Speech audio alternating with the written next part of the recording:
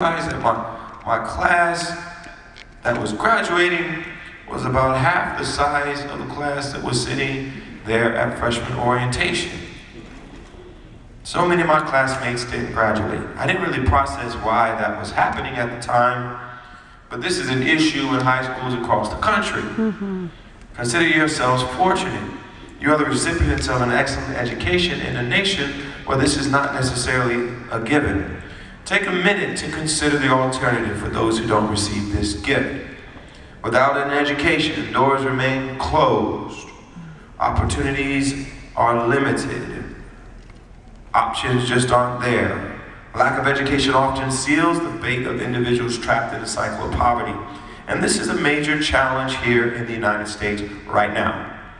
As a nation, we have dropped from 1st to 18th place when we compare our high school graduation rates with those of other countries around the world. While this statistic is unsettling enough on its own, consider that just 10% of our schools produce 40% of the dropout students. That means a bunch of dropouts concentrated in certain communities. And those communities happen to be our poorest communities, the communities that are most in need of a transformative power of a good education. These schools are sometimes referred to as dropout factories. That is a tragic moniker, but it is essentially accurate. And unfortunately, these so-called dropout factories are helping perpetuate the cycle of poverty in a lot of low-income communities. To put it bluntly, the education system in the US is broken.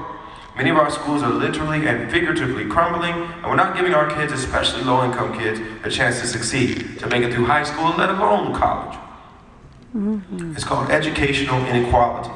It's the sad yet changeable reality that where a child is born and how much money that child's parents make too often determine the quality of his or her education and life prospects.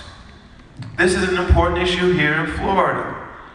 Florida has one of the lowest graduation rates in the country at just 71%. Now, while that's already discouraging, consider that graduation drops about 10 percentage points for low-income students. Now, Florida is actually doing a lot of work to aggressively change that and close the achievement gap.